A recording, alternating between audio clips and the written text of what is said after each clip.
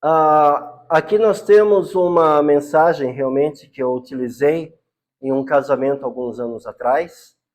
E como nós estamos falando sobre uma reunião de casais, né?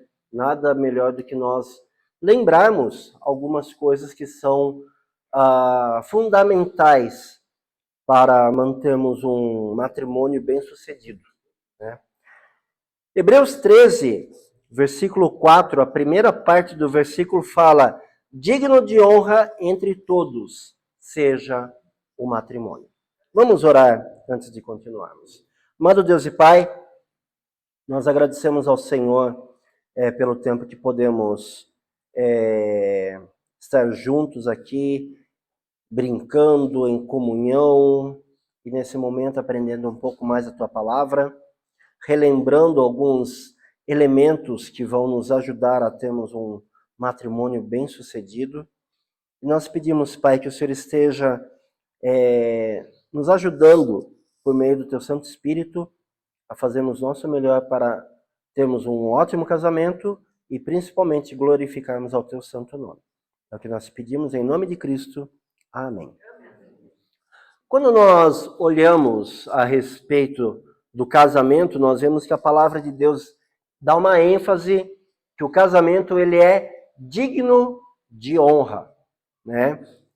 Deus celebrou o primeiro casamento com Adão e Eva, ainda no jardim do Éden. Jesus Cristo realizou seu primeiro sinal em uma festa de casamento em Caná da Galileia. Então nós vemos que o casamento em si, essa união é sagrada, Deus se agrada dela, né? Porque há esse envolvimento dele com o casamento. O casamento foi estabelecido por Deus, agrada a ele e, se bem administrado, traz glória a Deus, né? Traz glória a ele.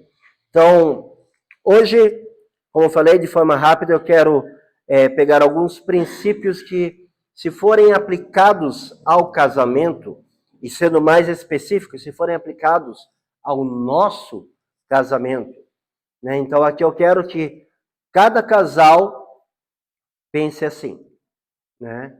Eu vou falar as coisas de forma bem genéricas, porém, cada casal pegue como uma forma pessoal. Então, princípios que, se forem aplicados no nosso casamento, né, farão deste um empreendimento muito bem sucedido, tá? Primeiro princípio que a palavra de Deus nos dá é que, como casal, é necessário que nós edifiquemos a casa na rocha. É um princípio bem geral, ele não é realmente, o contexto não fala sobre casamento, mas é um princípio muito importante para nós olharmos e aplicarmos para o nosso casamento. Mateus capítulo 7, versículos 24 e 25. O Senhor Jesus Cristo está ensinando Sermão do Monte, e aqui ele pega e fala assim: todo aquele, pois, que ouve essas minhas palavras e as pratica, veja a importância, é ouvir e praticar. Somente ouvir não vai adiantar muita coisa. É interessante. E daí? Você tem que ouvir e praticar. Quando colocamos em prática, estamos aprendendo mais ainda, né?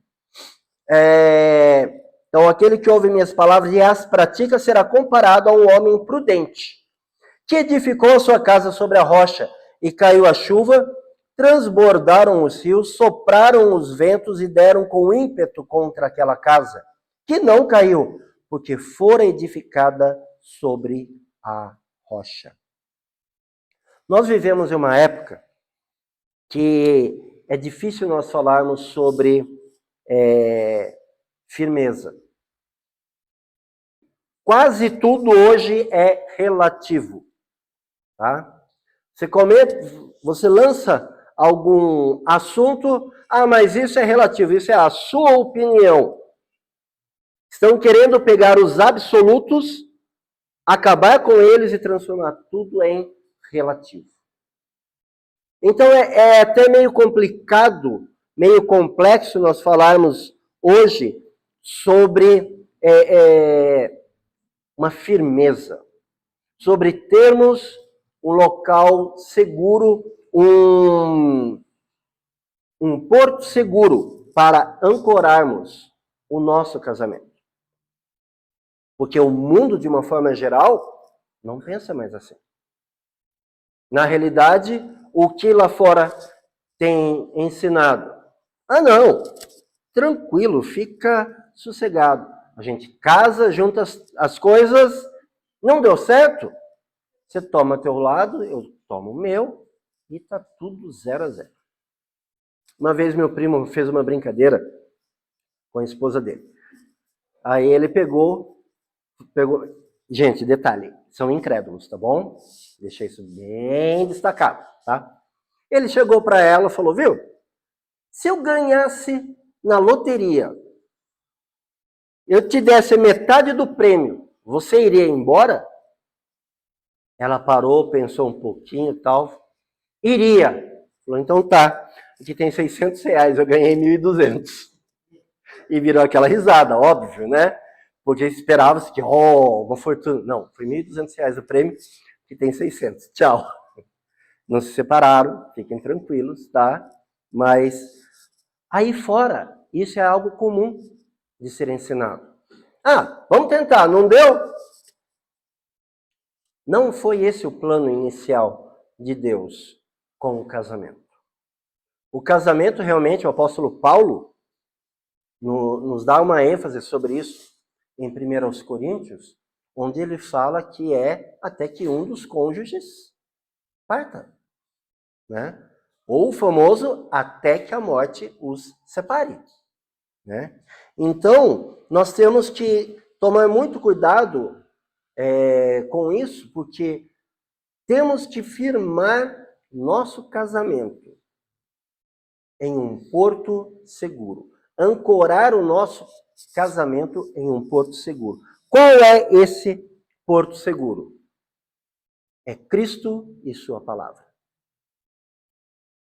Gente, se nós não ancorarmos nosso casamento na palavra de Deus, no Senhor Jesus Cristo, nós vamos padecer. Quando nós ancoramos nosso casamento em Cristo e na sua palavra, ainda assim não é fácil. Nós ainda vamos passar vários perrengues, mas pelo menos nós sabemos que estamos firmes ali. Nós temos uma força para podermos levar o casamento adiante, né? Então, nós devemos, como casais, nos lembrar de edificar o nosso lar sobre a rocha que é o Senhor Jesus Cristo. Segundo princípio que eu quero destacar hoje à noite, e esse daqui, especialmente para os casais mais jovens, né? Exercitem a paciência, né? Um casal muito respeitado por nós, inclusive foi ele que fez o nosso casamento. Se você falar paciência, uma pessoa paciente, eu não vou pensar em Jó, eu vou pensar nele. Pastor Eduardo de Alexandre. Um homem que para mim é a paciência em pessoa. Eu acho que se caiu o mundo do lado dele, ele está lá calmo. Depois de umas 2 horas ele vai pegar, vai olhar assim. Depois de mais 2 horas ele vai voltar para pensar qual é a melhor saída daquela situação. Uma paciência enorme. Mas me surpreendeu que no nosso aconselhamento pré-nupcial, eles comentaram que logo que eles casaram, passou-se 1 dia, 2 dias, 3 dias, em menos de 1 semana veio a primeira briga. Adivinhem por quê? Alguém quer chutar? Hã? Sim, perdeu a paciência, mas por quê? Não. 24 horas em cima da cama. Não. Ela se atrasou. O lado que rola o papel higiênico. Gente, quando eles falaram isso, eu caí na risada. Eu falei, não pode. Não pode. Porque ele queria que o papel higiênico virasse e saísse por cima e ela que saísse por baixo. Exercício de paciência, né? Como você aperta o tubo da pasta de dente? É de baixo para você ir forçando tudo ou você aperta bem no meio que divide a pasta de dente, né? Então, isso é uma coisa que como casais parece fútil, mas precisamos ver, né? Então, Tiago capítulo 1, versículos 2 a 4.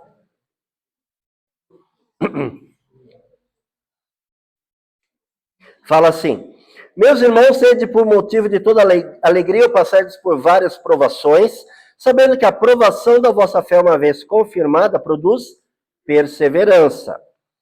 Ora, a perseverança deve ter ação completa para que sejais perfeitos e íntegros, em nada deficientes.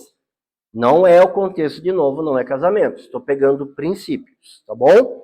Capítulo 5 de Tiago, versículos 7 e 8. Sede, pois, irmãos, pacientes, até a vinda do Senhor.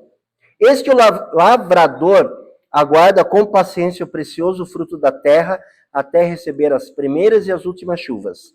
Sede vós também pacientes e fortalecei o vosso coração, pois a vinda do Senhor está próxima. Durante anos de casamentos, né? Não sei se vai ter aquela brincadeirinha para ver quantos têm mais anos de casados. Vai ter? Não? Tá bom. Deixa eu me perguntar, quem tem mais de 20 anos de casados? Ok? 25? Mais de 25? Ok? Então vamos lá, acho que só nós dois que estamos na brincadeira. Quantos anos? 31.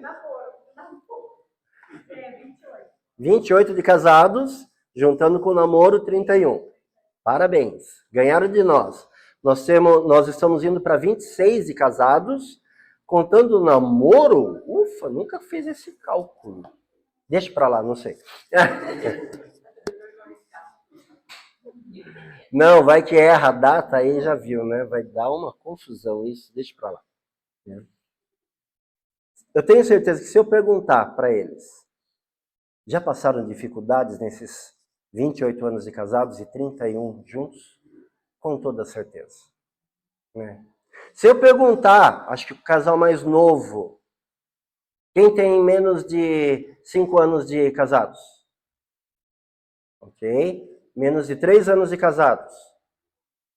Ok? Menos de 2 anos de casados? Ok, ganharam.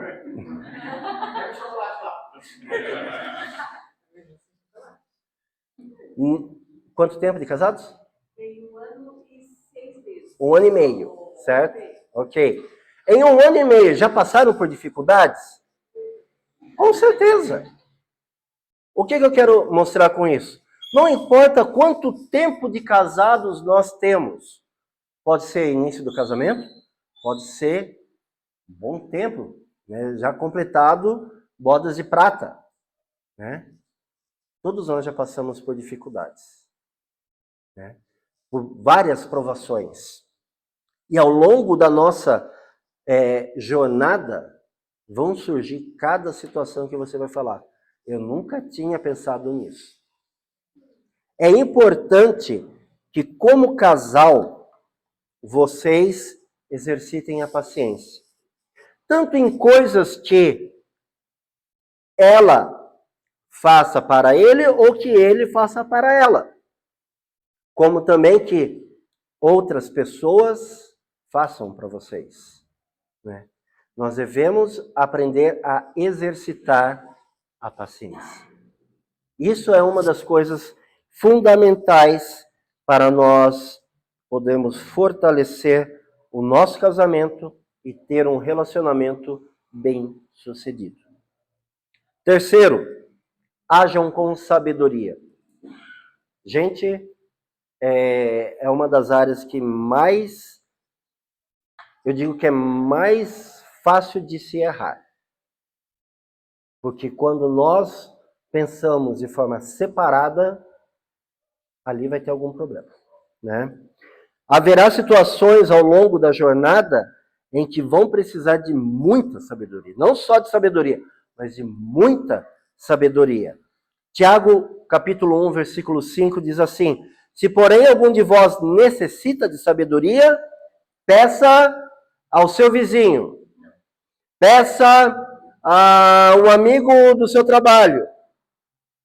Peça para quem? Para Deus. Peça a Deus. Por que para Deus? Porque se você está firmando o seu casamento na rocha, que é o Senhor Jesus Cristo, nosso primeiro ponto de hoje, você não pode procurar sabedoria em qualquer outro lugar que não seja ali, que vai te tirar ali da rocha. Já vi vários casos em 20 e poucos anos de ministério, onde pessoas foram buscar conselho com outros de fora, e aí, o que você acha? Larga ele, separa. Isso não é um conselho bíblico, isso não é um conselho de Deus. Por isso que nós devemos buscar sabedoria vinda do alto, vinda de Deus. E para isso devemos pedir. E Tiago continua falando: a todos dá liberalmente. Ele não segura, ele dá liberalmente, nada lhes impropera. E ser-lhe-ás concedida. Então,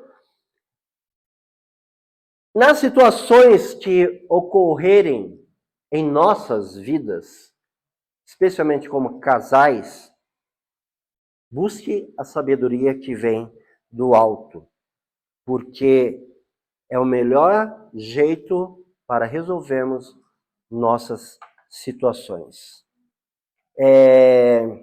Provérbios 3, 13 e 14 diz assim: feliz o homem que acha sabedoria e o homem que adquire conhecimento, porque melhor é o lucro que ela dá do que o da prata, e melhor a sua renda do que o ouro mais fino.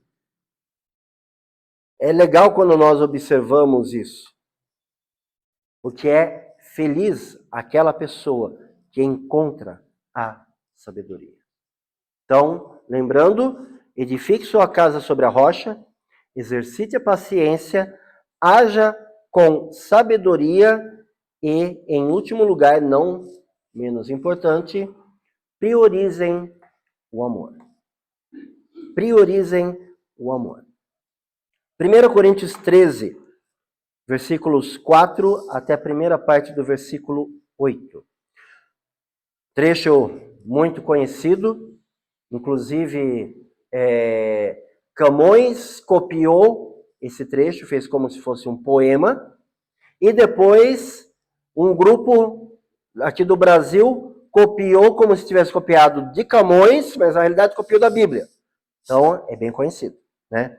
O amor é paciente, é benigno, não arde em ciúmes, não se ufana, não se ensoberbece, não se conduz inconvenientemente, não procura os seus interesses, não se exaspera, não se ressente do mal, não se alegra com a injustiça, mas regozija-se com a verdade. Tudo sofre, tudo crê, tudo espera, tudo suporta. O amor jamais acaba. Priorizem o amor. Nós estamos numa época em que nós não temos trocentas coisas sendo jogadas para nós fazermos ao mesmo tempo. Eu acho que nós já temos 800 coisas jogadas para nós ao mesmo tempo. E se nós não tomarmos cuidado, a nossa tendência é nós irmos nos afastando cada vez mais do que é mais importante, do nosso cônjuge. Ah, mas eu tenho que fazer um trabalho da faculdade. Tem que fazer, certo? Mas e se seu marido, sua esposa está precisando de você naquele momento? Ah, eu tenho que fazer Eu trouxe serviço para casa. Professores não fazem isso nunca, né, gente? Esquece isso, né? Imagina, nunca. Eu trouxe serviço para casa.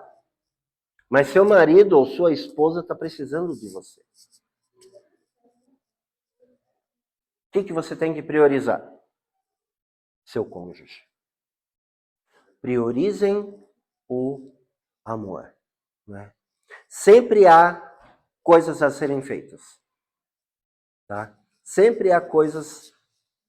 Sempre haverá lâmpadas a serem trocadas, tomadas a serem arrumadas. Esse último mês eu tô sempre elefantinhos a serem cortados, né, Ana? Sempre tem coisas para nós fazermos. Mas se nós não falarmos, agora é o nosso tempo. Nem que seja meia horinha. Vamos sentar, vamos conversar, vamos comer um lanche, um pastelzinho, sei lá. Quinta-feira eu surpreendi ela não estava esperando isso. Aí eu peguei, comprei um pastelzinho. Né? Enquanto a gente ia para fazer as compras, eu fui, peguei um pastelzinho e tal, comprei o refrigerante, comemos no carro. Tivemos um tempo nosso no carro. Por quê? Porque depois já ia voltar à correria. Mas não dá para parar. Foi bom que foi só um pastelzinho, né, vida? Acho que eu não estou exagerando se eu falar que era desse tamanho, gente. Depois, para quem gosta, eu passo o endereço, tá bom? Mas, gente, ache tempo, ache circunstâncias para você poder priorizar aquela pessoa que é a mais importante no seu relacionamento, seu cônjuge. Priorize o amor. Se nós não planejarmos fazer isso, gente, nós vamos cada vez mais nos afastando, né? E outra coisa, Outra coisa que devemos tomar muito cuidado é isso aqui. Pode ser uma bênção, mas pode ser uma maldição também. É muito fácil nós sentarmos ao lado um do outro, passar horas, um do lado do outro, sem trocar uma palavra. Temos que cuidar. Quando nós deitamos para a gente pegar no sono, a gente deita na cama, tal, ela com o celular, eu com o celular, tal, e a gente fica mexendo. Quando a gente acha uma coisa legal, olha só, pausa aí. Mostro para ela mostra para mim, tal, a gente comenta. Utiliza bem, tenha sabedoria. Tá? E lembre, priorize o amor. Nós estamos numa época em que, se nós não tomarmos cuidado, as coisas ao nosso redor vão roubar o nosso tempo com nosso cônjuge. Então, gente, situações simples, né? Princípios bem simples para nós podermos fortalecer o nosso casamento. Edifique sobre a rocha, exercite a paciência, hajam com sabedoria e priorizem o amor. Se fizermos esses 4 princípios, não vai ser fácil, mas com certeza nós vamos conseguir ir numa direção juntos e bem, para honrar e glorificar ao nosso Deus. Vamos orar nesse momento. Nosso Deus e Pai, nós agradecemos pela Tua palavra que o Senhor nos permite refletir nesse momento.